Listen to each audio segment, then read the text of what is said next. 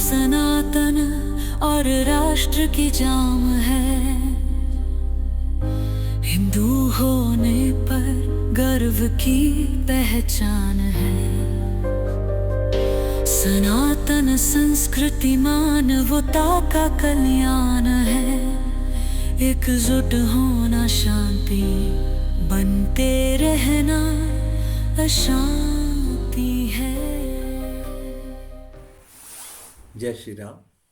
हमारे शास्त्र ये सिखाते हैं कि आप यहाँ खाने के लिए या शरीर के सुख भोगने के लिए नहीं आए हो। आपको सेवा भी करनी है, आपको कर्म करने हैं, अपनी मानसिक शांति के लिए, सनातन के लिए, अपनी भारतीय सभ्यता, संस्कृति और संस्कारों के लिए। आपको अपने समागमों के द्वारा लोगों को प्रेरित करना है कि वो सनातन और राष्ट्र के संरक्षण में अपना योगदान दें। भारतीय संस्कृति और संस्कारों के उत्थान न होने का कारण हमारी शिक्षा प्रणाली भी है। आधुनिक शिक्षा प्रणाली में हिंदू धर्म के परंपरागत शिक्षाओं और ग्रंथों को पर्याप्त ध्यान नहीं दिया गया। आज की शिक्षा तो भौतिक सफलता और आर्थिक विकास पर ही केंद्रित है, जिसके कारण आध्यात्मिक और नैतिक शिक्षा तो नजरअंदाज होकर रह गई। हिंदू धर्म और आध्यात्मिकता में रुचि कम होती गई। इस विषय पर कोई प्रयत्न नहीं हुए और आज भी नहीं हो रहे हैं। शिक्षा प्रणाली में प्राचीन भारतीय ज्ञान और विज्ञान का महत्व कम कर दिया गया। इससे युवाओं में अपने प्राचीन संस्कारों और ज्ञान के प्रति सम्मान और रुचि भी कम हो गई।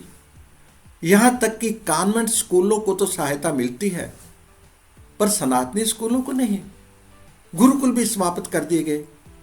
दूसरी ओर मदरसों को मुस्लिम धर्म की शिक्षा देने के लिए अनुदान दिया जाता है। इस विषय में ना तो हमारे धर्मगुरुओं ने, ना नेताओं ने कोई प्रभावशाली योगदान दिया। परिणाम स्वरूप युवा पीढ़ी अपने धार्मिक और सांस्कृतिक धरोहर से दूर होती गई और दूर होती जा रही है। इंग्लिश को इतना महत्व दे दिया गया कि हमारे शास्त्रों की भाषा लगभग पढ़नी पढ़ानी ही बंद हो गई। कॉन्वेंट स्कूलों को बहुत महत्व दे दिया गया और जो बच्चे कॉन्वेंट स्कूलों से पढ़कर निकलते हैं वह कहने को तो हिंदू होते हैं, पर मानसिक तौर पर वह सनातन से दूर हो चुके होते हैं। ईसाई मानसिकता उन पर गहरा प्रभाव डाल चुकी होती है। हमको इन समस्याओं को महसूस करना है। ऐसी समस्याओं पर चिंतन मनन करना होगा और समागमों में इस विषय में लोगों को जागरूक करना पड़ेगा। आप आपस में विचार गोष्ठियां कर अपने वक्तव्य बना सकते हो, रणनीति बना सकते हो और ऐसे सुझाव केंद्रीय अधिकारियों को देकर उन्हें कार्यान्वित कर सकते हो।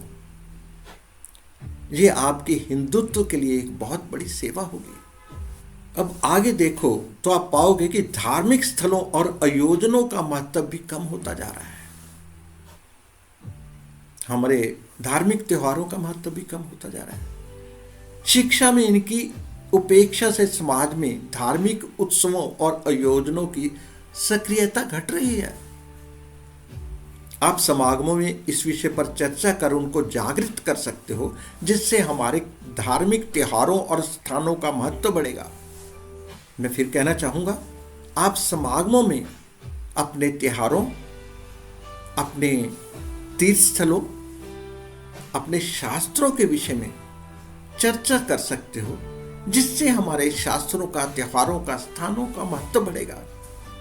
इस तरह हम अपने समागमों के माध्यम से अपनी संस्कृति और परंपराओं के संरक्षण और प्रचार में महत्वपूर्ण भूमिका निभा सकते हैं।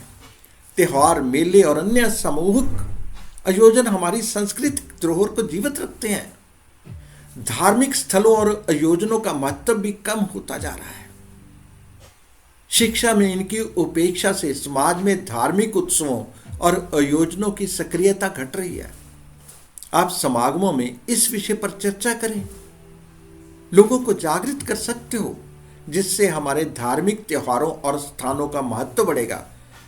इस तरह हम समागमों के माध्यम से अपनी संस्कृति और परंपराओं के संरक्षण और प्रचार में महत्वपूर्ण भूमिका निभा सकते हैं। त्योहार, मेले और अन्य सामूहिक आयोजन हमारी सांस्कृतिक धरोहर को जीवित रखते हैं। सामाजिक समागमों में भाग लेने से लोगों को मानसिक शांति और खुशहाली भी मिलती है।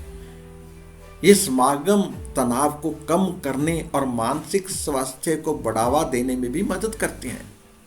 इसके लिए आप अपने त्योहारों के विषय में अध्ययन कर, चर्चा कर प्रभावशाली वक्तव्य बना सकते हैं। समय समय पर ऐसी चर्चाएं कीजिए और अपने पास के मंदिरों में आयोजन करवाएं। इससे समाज एकजुट होगा और हिंदू संस्कृति के प्रति जागरूक होगा और ये सेवा आपकी ओर से एक धर्म की बहुत बड़ी सेवा होगी। जय श्री राम। बहुत बहुत धन्यवाद आपका।